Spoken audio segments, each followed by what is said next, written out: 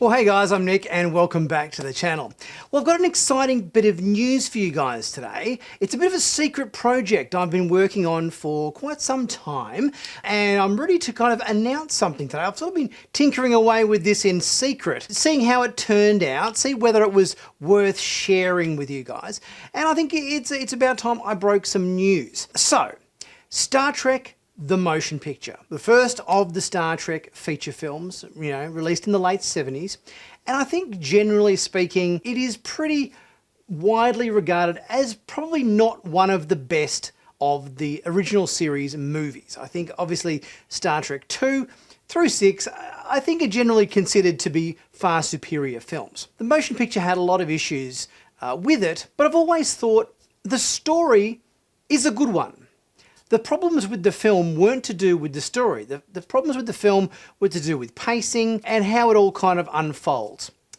And I was thinking to myself, there's a lot of stuff that meanders along.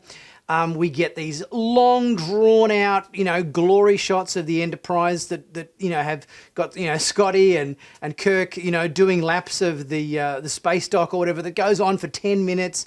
We've got sequences where they're flying into the Vija cloud and it just absolutely takes forever. And there's just so much padding in the film. But I was thinking to myself, what if you removed all that padding? What if you took the story that was the motion picture and looked on it like an episode of Strange New Worlds? And you took the plot that exists as the movie and you trimmed it down to essentially what would be an episode of Star Trek. And this is what I have done. I've taken the 2 hours, 15 minutes of Star Trek the motion picture and made a 60-minute version of the film, which I'm calling Star Trek the motion picture in 1 hour. The same way if the story was an episode of, say, Strange New Worlds, original series, or whatever. So just to give you guys an example of some of the changes that I've made with the film, for example, the sequence at the start, which has the Klingons being destroyed by the Vija cloud, and it also has, in the film, the Epsilon 9 relay station being destroyed by the Vija cloud. You don't need both. Basically, you need one of these things to establish the threat and power, destructive power of Vija, but you don't need both. So I've cut out all of the Klingon stuff. It's unnecessary. And I've just had the film opening with the Epsilon 9 station being destroyed. Because that way you know that the Vija cloud is a threat because it's destroying something from the Federation or Starfleet. If you kept the Klingon sequence in, then it might give the audience the impression that the Vija cloud was on the side of Starfleet and the Federation because they're destroying the enemies that are the Klingons. That then sets up the threat and that the Enterprise has to then solve that as a problem. I've turned the long 10 plus minutes of Scotty and Kirk doing laps around the space dock of the Enterprise, looking at it lovingly, into a very short 1 minute opening title sequence. All the stuff at Starfleet with the other science officer coming on board, all the palaver that went on in the film with the engines not quite working and them having to, restart them and they'd go to warp and then there'd be a problem and they went into a friggin' wormhole. And all that stuff doesn't actually propel the story along at all. It's all just superfluous padding.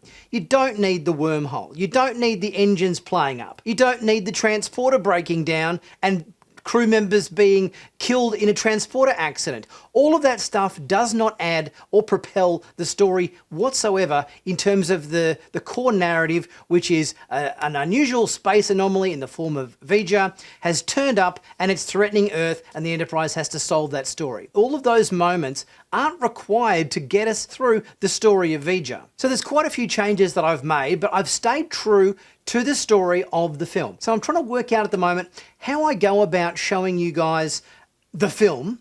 But obviously I might have some trickiness in terms of posting it on my YouTube channel, because obviously the second I do that, it's going to get slapped with one big massive claim. So yeah, I'm trying to kind of work out, and you guys might have some solutions for me in this regard, how I get eyeballs on this movie without getting slapped issues from Paramount I know obviously there have been fan cuts of things being done in the past, such as the guy who re-edited the Obi-Wan Kenobi Star Wars series into a 2.5-hour film very successfully. Things like that have been released, but yeah, I'm trying to kind of get my head around the best way to show you guys what I've done to the film in this, because I personally think it now comes out as a really cool episode of Star Trek. It rollicks along, there's no flat padding bits, it doesn't take them half an hour to fly the ship through lovely, beautiful, kaleidoscoping images of Voyager as we cut to every single crew member for 3 minutes looking in awe and wonder at what they're flying through. We kind of get in there a lot quicker without all that long drawn out beauty shots of the Enterprise flying in and through the cloud, which takes forever in the film to actually play out. But just as a bit of a tease, I might play you the first kind of 2 minutes in this video, just to give you a little bit of a taste of the opening of the film and how that plays out, and then soon I'll be posting the whole thing. But enjoy. Epsilon 9, proceed with your transmissions. Scout Columbia, NCC 621, to rendezvous with Scout Revere, NCC 595, on stardate 7411.4. Further orders will be relayed at that time. Signed, Our sensor drone is intercepting this on quad L14. Who are they? Unknown, sir. I have an exterior visual.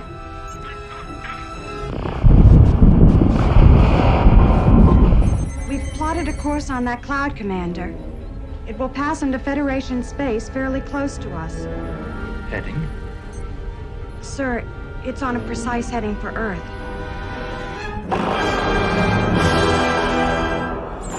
Priority signal from Epsilon 9. The cloud is definitely a power field of some kind. Measures my God. Over 2 AUs in diameter. Must be something incredible inside there generating it. We're transmitting lingo code friendship messages on all frequencies. No response. I have a null reading at the center of the cloud. Definitely something inside there, but all scans are being reflected back. Some kind of power surge. Seems to be reacting to our scanners. Deflectors, emergency zone.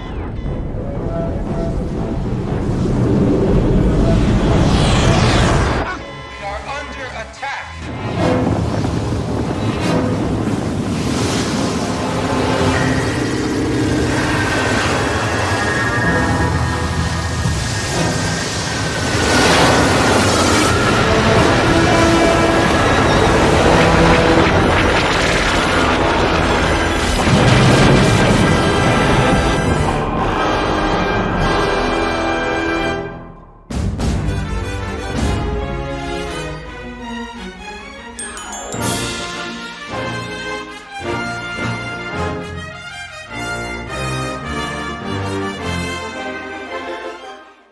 And yeah, stay tuned for where I'm going to post the recut of Star Trek: The Motion Picture, the 1 hour cut of the film, and hopefully you guys get a kick out of that. Guys, if you haven't subscribed to Sci-Finatics yet, please don't forget to do that. And also check out my merch in the merch store. Lots of cool t-shirts and hoodies and mugs and caps and everything for you to check out. I'll be back pretty soon with my next video for you to check out. I'll catch you soon.